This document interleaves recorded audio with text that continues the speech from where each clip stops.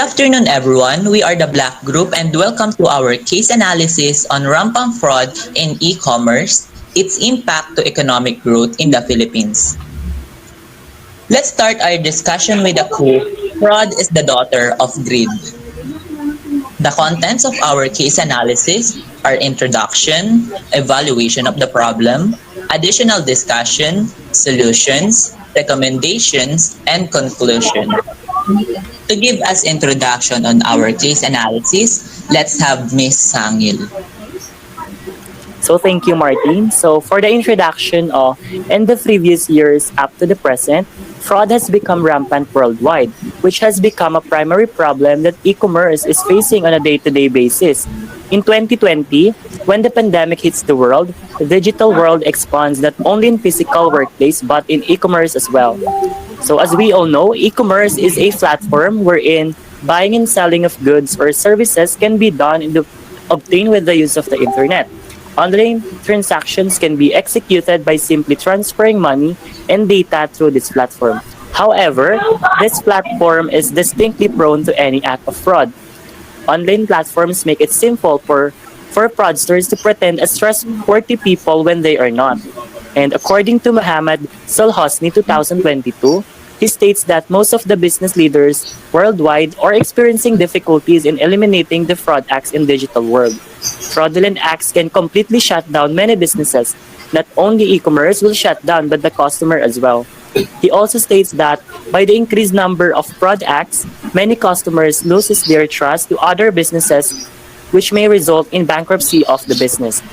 And also according to Hawk et al., assert that the growth of e-commerce fosters innovation and competition, both of which are expected to promote overall economic efficiency. In the Philippines, between March to September 2020, have found out that 869 cases of online fraud have been reported. So these findings represent a 37% increase in the same period in 2019. So the bottom line for merchants, however, is the rising fear and unease that consumers feel about shopping and paying for goods and services online as a result of numerous instances of online fraud. And also consumers are becoming more and more concerned about the safety and security of interacting and shopping online. While in the previous research, which published by Statista Research Department in the Philippines, 15 out of 73% of respondents or shoppers stated that fraudulent activities will influence or had influenced them to stop shopping on social media or to any online platforms.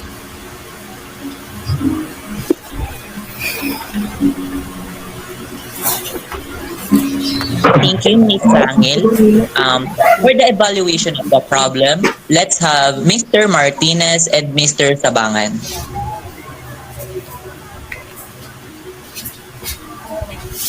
Evaluation of the problem.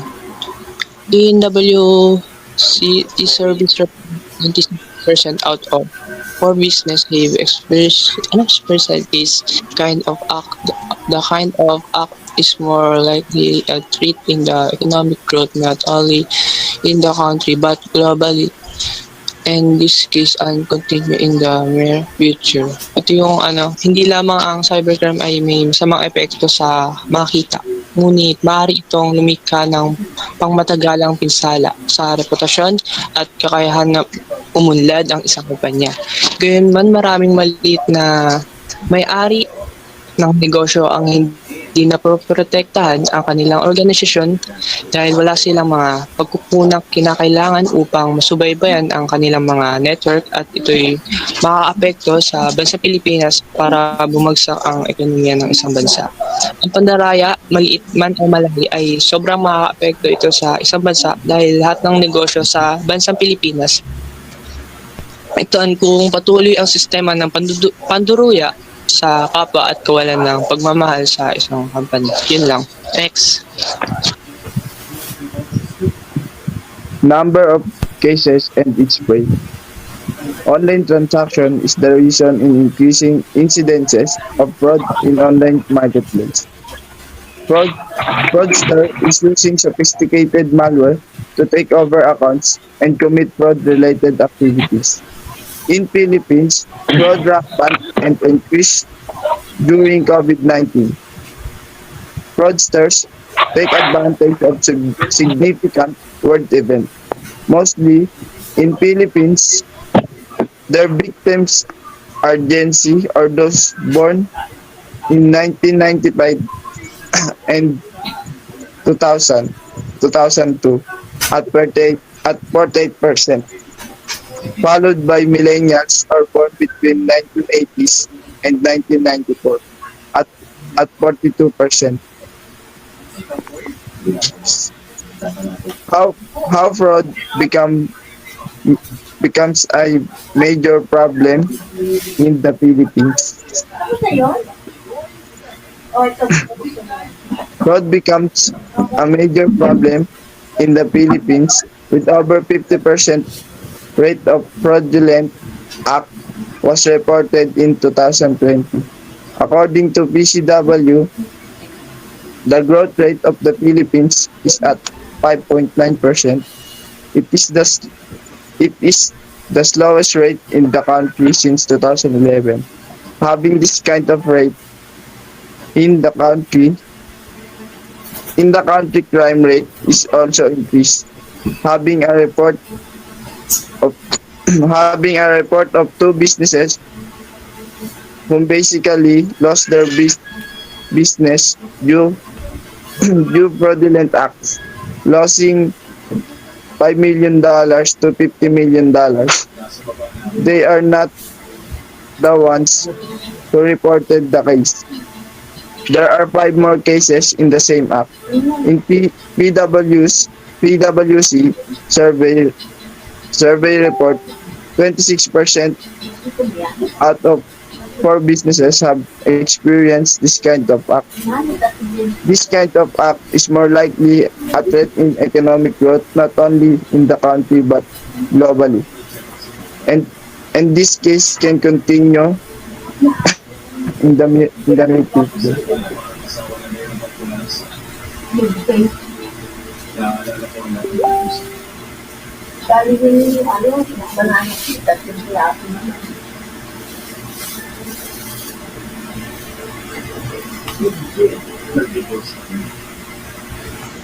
Thank you, Mr. Martinez and Mr. Sabangan. For our additional discussion, let's have Mr. Ezekiel. Yes, for additional discussion, according to Christy Nimodia 2022, she states that as a globalization expands rapidly, the process of monetary transfer becomes difficult to access due to cross-border transaction that is highly facilitated by the professionals to prevent the fraudulent acts. She also states that the cause of increasing of fraudulent act is by having an illegal trading of goods and services for both corporate and virtual world, and it is also it is supported by illegal banking. In her conclusion, he states that fraud have supported by she states that the fraud have also impacted globalization due to the never-ending expansion of economy that many fraudsters seeks. This is an opportunity to attack businesses in their transaction process.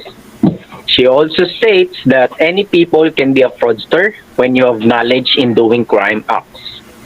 So, fraud can be done of an individual that has own benefit of ourselves or gain, or own gain. We all know, of course, that e-commerce is a fastest growing platforms in online industry. It is a great opportunity for every entrepreneurs and for all individuals to start a business. And also, we all know that this is really convenient for online users, right? But the problem is there's a lot of fraudster in online platforms. So, how can we prevent these problems and issues? So, I will call my partners, Manubag and our company to provide solutions to this problem. Yes, Ms. Manubag. Thank you, Ezekiel. For our solution, we prepared 4 solutions not only for the merchant but also for the consumer. two for each parties. In every problem, there is a solution. To prevent fraud, both consumers and businesses should take precautions. Upon analyzing, we have come up solutions for the rampant e-commerce fraud.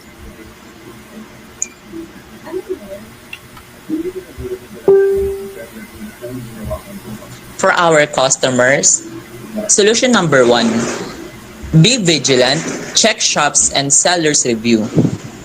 Precaution starts at ourselves. Be vigilant, check shops or sellers reviews, ratings, legitimacy and permits.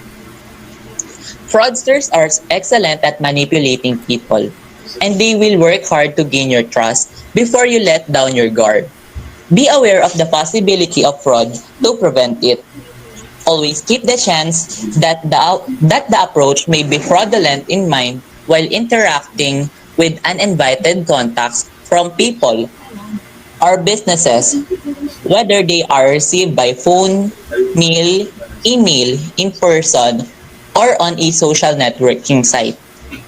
Keep in mind that if something seems too good to be true, it generally is. Be aware of who you are dealing with. Do a little more investigation if you've only ever met someone online, or if you have any doubts about the reliability of a business. Solution number two, pay through secured payment methods. You may use a lot of services to make payments online. Of course, there are inherent security dangers while processing and handling payments online, just like with any other activity. The most well-known technique of internet payment is also one of the safest. Because credit card transactions are encrypted, the information is scrambled and encoded. The majority of credit card companies also regularly screen and monitor for fraudulent activity. And if such conduct does occur, clients are not held responsible and may be entitled to money back if they can show the transaction was not authorized. In generally speaking, using credit card as a form of payment online is the safest and most secure option. To protect your account and personal information, credit card use fraud monitoring and encryption as online security measures. The majority of issuers also provide zero fraud liability, which guarantees that you won't be responsible for paying any unauthorized charges made to your credit card. Miss Manobag? Thank you, Martin. Good afternoon, everyone. And now I will explain the solution for merchant. For solution 3, we have enhanced security features. It's also good to enhance security features. This will also help to their customer to trust their business and to satisfy. Merchants should invest in enhanced feature to protect the buyer's information so that consumer will not hesitate to buy from them because they know it's secured and safe. Their online shop should be more triple secure and protected because there are times that hacker and scammers know the information of the buyer. The seller or merchant does not realize that their buyer's information has been leaked. Most of the time, hackers and scammers will order you from online shop using the information they have gathered from their target person. The merchant will easily trust because the information is not suspicious. But sellers should be more careful. They should have authentication verification before they confirm the buyer's order, such as the face recognition or fingerprints. For solution 4, hire a person or a trusted company. Merchants are busy to do other tasks in their business. So they need to hire a trusted person or trusted companies who always check and monitor the site for suspicious activities. In this case, it will help to see if there are any suspicious activities such as in accounts, transactions, and the shipping information of a buyer. Use a tool that track the customer IP address, and there are cases where a different address was used when ordering. So as long as it's early, it can be stopped so that it can be investigated. And contact the person who ordered to confirm if he or she is the one who placed the order. We came up with this solution kasi usually na-experience din to ng karamihan. May mga dumadating na parcel sa bahay nila kahit wala namang in-order. Meron naman yung mga nagdi-deliver ng na iba yung pangalan pero naka-address sa kanilang bahay. That's all. Thank you. Mr. Valdez.